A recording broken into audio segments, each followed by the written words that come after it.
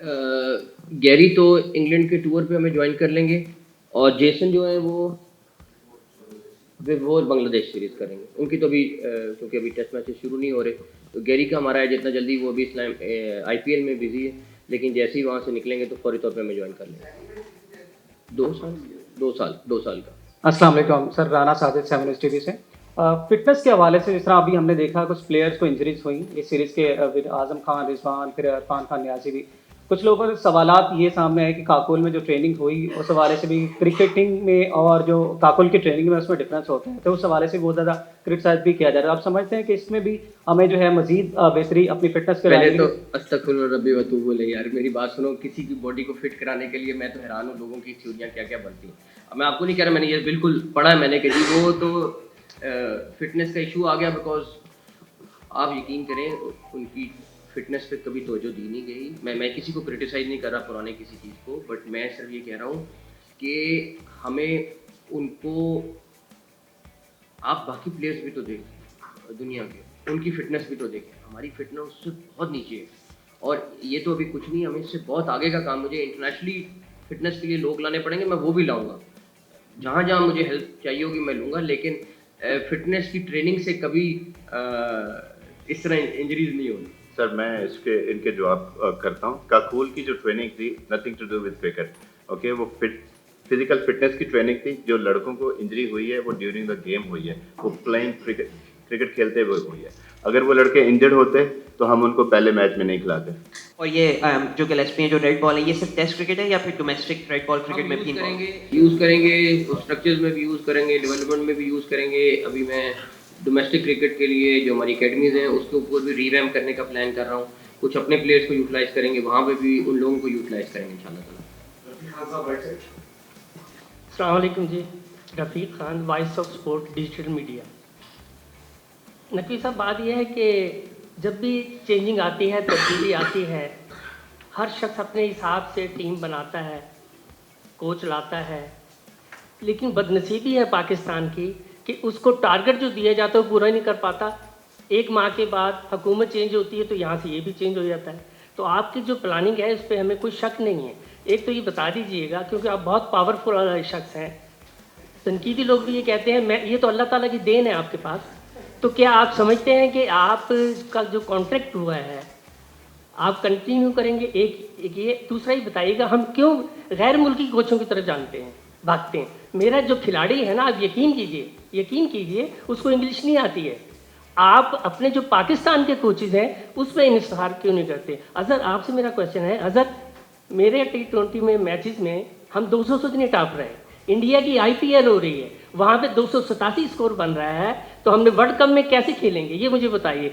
सलमान साहब, आपसे मेरा क्वेश्चन है, ये मुझे बताइए कि मेरी जो ये सीरीज़ हुई है इसमें कितना फ़ायदा हुआ है, कितना लॉस हुआ है, पाकिस्तान क्रिकेट बोर्ड का बजट कितना है?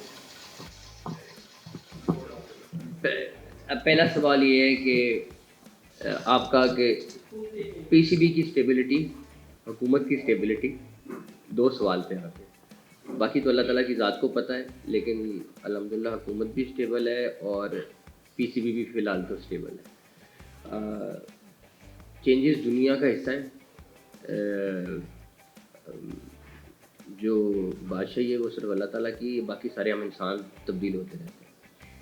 बाकी रही बात, मैंने तो ना कोई अपनी ख्वाहिश पे टीम का कुछ ऐड किया है। मैंने अपनी पावर जितनी थी सिलेक्शन की वो सिलेक्शन कमेटी को दे दी है। मैंने, अब मुझसे किसी ने भी सवाल करना है कि वाइस कैप्टन अभी तक नहीं बना, कब बनेगा, मैंने वो पावर भी सिलेक्शन कमेटी को दे दी है।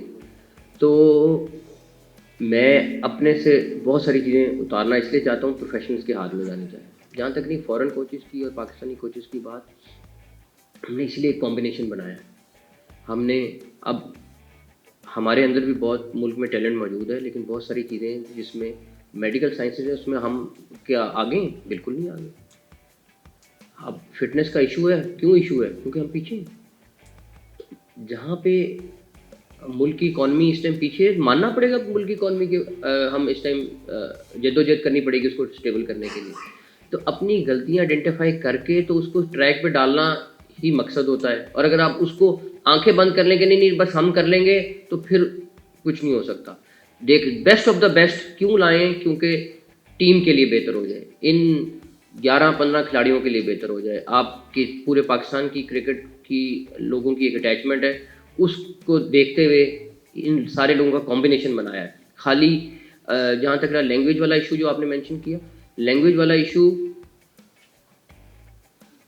अज़हर मौजूद हैं और अच्छी बात है, अगर किसी को इंग्लिश नहीं आती तो इंग्लिश सीखेगा। दूसरी आपने क्रिकेट की बात की, मैं आपको बताऊं, थोड़ा सा आपको स्टैट्स की बात बता देता हूं। इस वक्त जो हम एवरेज स्कोर कर रहे हैं वो 157 है बैटिंग फर्स्ट में, और जब सेकंड टाइम में 155 है। ओके, जो टॉप टीम है इस वक्त दुनिया की, इंडिया, ठीक है, और ऑस्ट्रेलिया, उनका है एवरेज स्कोर 189, 186। तो ये वो कर रहे हैं। इस सीरीज़ में अगर आपने देखा होगा, गो कि ये सीरीज़ जो है ना हमें बहुत अच्छे मार्जिन के साथ जीतनी चाहिए थी। हम काफ़ी सारी मैंने बात सुनी कि हमारी जो टीम है, लेकिन देखें हम किसी को डिसरिस्पेक्ट नहीं कर सकते। न्यूजीलैंड की ये अपकमिंग स्टार्स हैं, तो उन्होंने क्रिकेट अच्छी खेली, उनके पास जो टैलेंट था उस पर वो डिसिप्लिन क्रिकेट खेलें। हमारी चीज़ों में ना डिसिप्लिन की कमी आती है। अभी आप देखें रनिंग बिटवीन द विकेट, जैसे सर ने बात की कि फिटनेस पे, उनको देखें कल 20 रन उन्होंने सेव किए। उसके बाद running between the wicket last 2 matches में उन्होंने 15 सिंगल भागे, डबल भागे, हमने सिर्फ 6 और 5 भागे। ठीक है, यहाँ पे हमारा मसला है, फिटनेस की अक्सर बात हो जाती है। जब हम इन प्लेयरों को इंशाल्लाह मूविंग फॉरवर्ड पुश करेंगे कि इनका फिटनेस लेवल उस लेवल पे आ जाए जहाँ इस वक्त ऑस्ट्रेलिया खड़ा है, इंडिया खड़ा है और बाकी तमाम टीमें खड़ी हैं। और यही था कि इस सीरीज़ में हमने उनको एक टारगेट दिया था कि जो पाकिस्तान, जब ये लास्ट 2 साल की मैं बात कर रहा हूँ, पाकिस्तान जिस वक्त मैचेस जीता है तो पाकिस्तान ने एवरेज स्कोर किया 173। इसमें पाकिस्तान जो 6 मैचेस जीता है और 5 मैचेस हारा भी है इतना स्कोर करने के बाद, तो ये था कि ये मिनिमम बेयर टारगेट है इस सीरीज़ का। इससे ऊपर हो जाए, it's all depend on the condition, situation and match scenario. कभी इससे कम भी हो सकता है, लेकिन हम आगे जाते हुए हमारा ये है। तो मूविंग फॉरवर्ड जो आपने बात की, हम इंशाल्लाह चाहेंगे कि हमारी एवरेज जो स्कोर है वो हर इनिंग्स में वो 190 के ऊपर जाना चाहिए, क्योंकि हमें अगर हम 200 भी करेंगे तो क्योंकि हमारी फिटनेस और डिसिप्लिन उस तरह का नहीं है।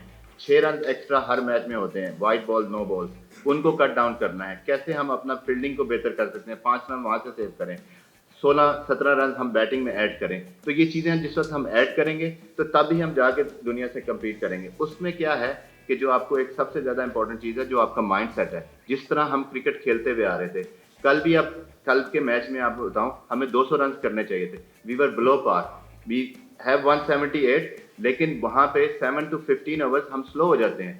वो जो माइंड सेट है, आउट होने का डर है, फियर है, उसको निकालना है। क्योंकि लड़कों को कॉन्फिडेंस देंगे कि भाई, आपने देखा होगा अक्सर बात होती है पीएसएल में ये डिफरेंट खेलता है, यहाँ डिफरेंट खेलता है।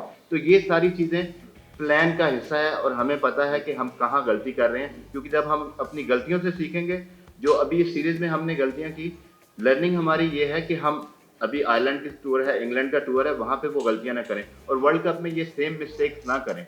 ये हमारा टारगेट है एज अ कोच। इंशाल्लाह ये हमारा टारगेट है कि हम इस टीम को ऊपर लेके जाएं। जी बिस्मिल्लाह। क्रिकेटिंग का जो फ़ायदा हुआ वो तो अज़हर भाई ने आपको बता ही दिया सीरीज़ का।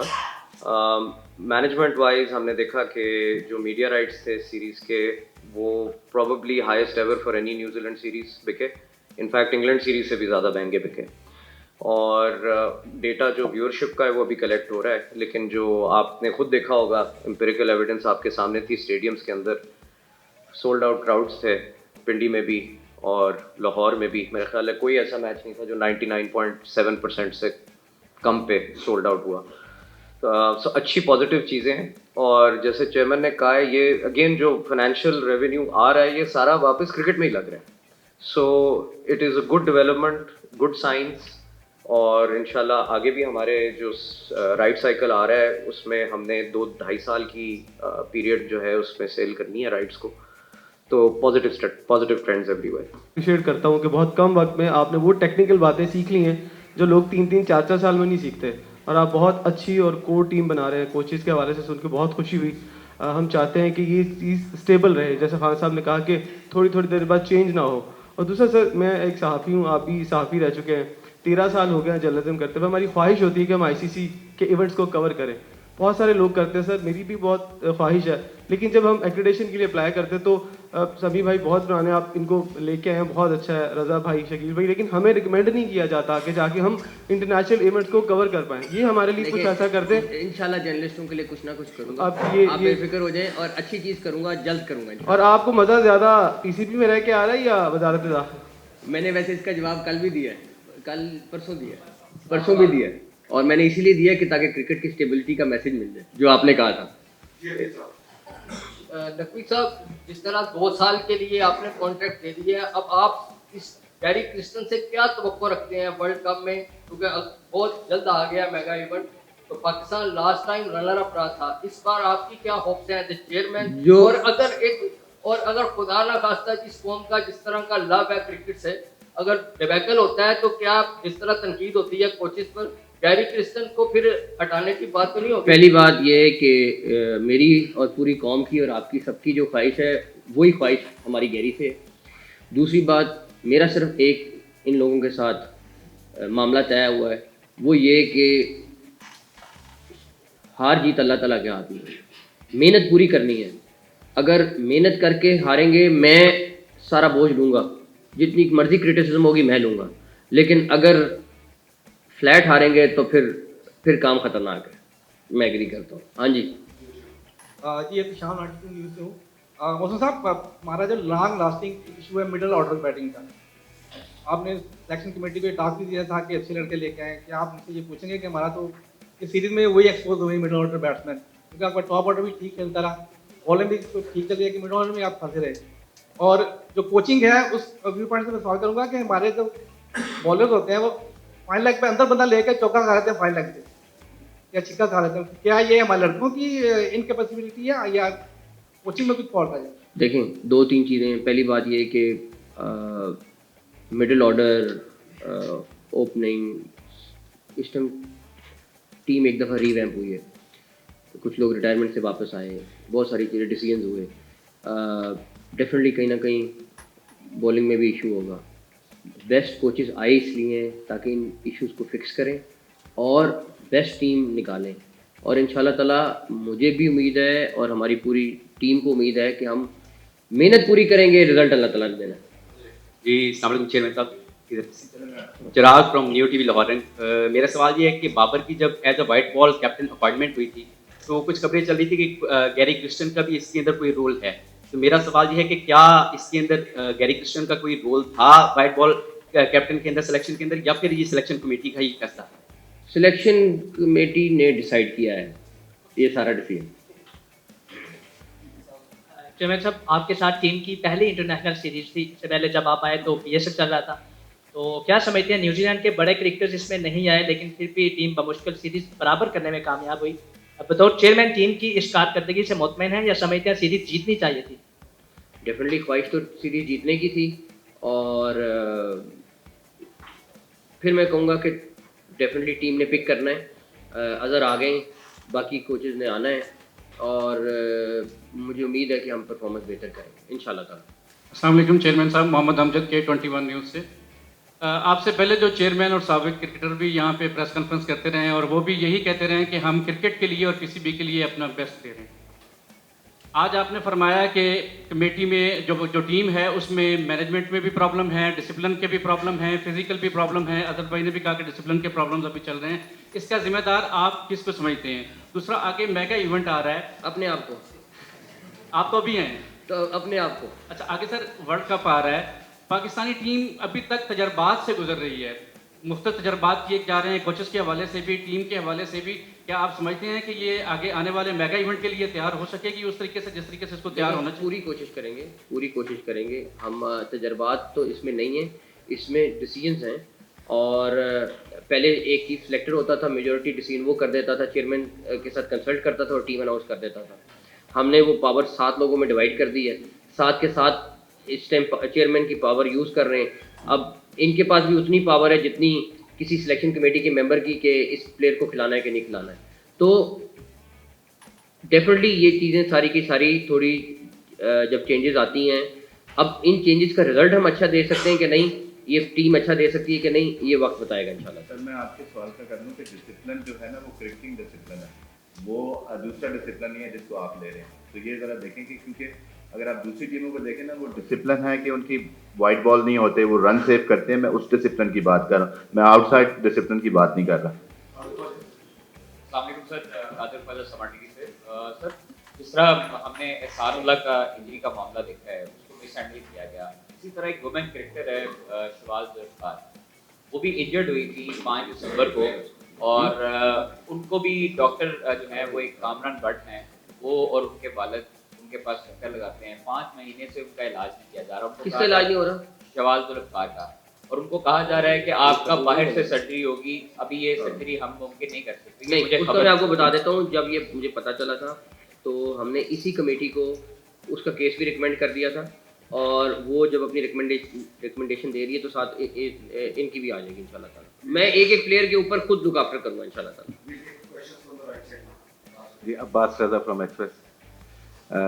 चेयरमैन साहब से सवाल है कि आपने बिल्कुल आगाज़ में ये कहा कि टीम मुत्तहद हुई है तो जीती है, क्या उससे पहले कुछ मसले नज़र आ रहे थे इस तरह के? देखिए, मसले तो हर एक घर में 2 भाई हैं तो उनमें भी मसले तो, अगर हम कहें ना नहीं होते तो फिर हम बस अच्छी गुफ्तगू कर रहे हैं, लेकिन हकीकत ये है कि जलिन कर रही है। और आगे पीछे जिस तरह उन्होंने कहा कि चेयरमैन आए, कितने सारे आए, कितने सारे गए, मैं और सोच के साथ आऊँगा, अगला बंदा अगर कोई आता है तो वो किसी और सोच के साथ आता है। डेफिनेटली डिसीजंस चेंज होते हैं। स्टेबिलिटी मिल जाएगी तो उसका फ़ायदा होगा, लॉन्ग टर्म फ़ायदा होगा। अभी तो मैं आपको किसी दिन ब्रीफ करेंगे कि हमने फाइनेंशियली छोटी छोटी चीज़ों से कितने गेंस किए हैं, वो भी अगले दिनों में हम आपको बताएंगे, और उसका पीसीबी को कितना बड़ा फ़ायदा हुआ। तो कहने का मतलब ये है कि स्टेबिलिटी के साथ फ़ायदा बहुत है, लेकिन मेरा पहली प्रायोरिटी इस सेंस में कि हमें हर तरीके से इसमें स्टेबिलिटी रखनी है, और मेरी पूरी कोशिश होगी कि ये रहे इंशाल्लाह ताला। सर, उस्मान खान, हम न्यूज़ टेलीविजन से। सर, कोचेस की आपने भी बताया कि 2 साल के लिए उनकी आपने तकर्री की है। क्या कप्तानी के अंदर भी हम ऐसा कुछ देखेंगे कि आप कप्तान को भी एक लॉन्ग रन दें और वो लंबे फॉर्मेट के लिए कप्तानी करे? और दूसरी चीज़ ये पूछनी थी कि अभी आईसीसी के जनरल मैनेजर आए हुए थे Wasim Khan T20 World Cup trophy के सिलसिले में, तो उनसे क्या चैंपियंस ट्रॉफी के हवाले से भी बातचीत हुई है? और FTP जो सर्कल है आईसीसी का, उसके अंदर पाकिस्तान क्या नए आईसीसी इवेंट्स के लिए बिड कर सकता है? देखिए, आईसीसी के पहला सवाल आपका था देखें, मेरी ख्वाहिश है कि लॉन्ग टर्म डिसीजन रहे, लेकिन अभी आईसीसी के जो चैंपियंस ट्रॉफी है उस वक्त तक तो डिसीजन हो चुका हुआ है बाबर का एज कैप्टन, और उसके बाद जो भी सिलेक्शन कमेटी डिसाइड करेगी सारा कुछ। आईसीसी के लिए जो टूर्नामेंट है उसका हमने इनिशियल ड्राफ्ट भेज दिया, स्केड्यूल भेज दिया, सारे मैचेस पाकिस्तान का जो स्केड्यूल है वो हमने भेज दिया। उनकी सिक्योरिटी की टीम आई थी, उनके बाकी लोग आए थे, उनके साथ बड़ी अच्छी मीटिंग हुई, उनके सारे अरेंजमेंट देखे। अभी स्टेडियम जो अपग्रेड होंगे उसका प्लान भी हम उनके साथ शेयर करेंगे। हम आईसीसी के साथ कंटिन्यूसली इन टच हैं, और हमारी पूरी कोशिश है कि यहाँ पे एक बेहतरीन टूर्नामेंट पाकिस्तान में कराएं इंशाल्लाह ताला। अच्छा, मोहम्मद अली नासिर, ABN न्यूज़। मेरा सवाल आपसे यह है कि पाकिस्तान क्रिकेट टीम का भी ओपनिंग का मसला हो रहा है। मोहम्मद आमिर और अम्माद वसीम की आपने वापसी करवाई है, शर्जील खान के बारे में क्या आपने प्लान बना के रखा हुआ है? अगर आप समझते नहीं है कि शर्जील खान को अगर वापसी करवाई जो ओपनिंग का मसला हल हो सकता है? और दूसरा मेरा हज़रत महमूद से सवाल यह है कि सीरीज़ हुई है, इसके अंदर आपको क्या खामियाँ नज़र आई हैं जो मेन है, जो इन फ्यूचर जो आगे सीरीज़ हो रही है उसके अंदर दूर की जाएंगी?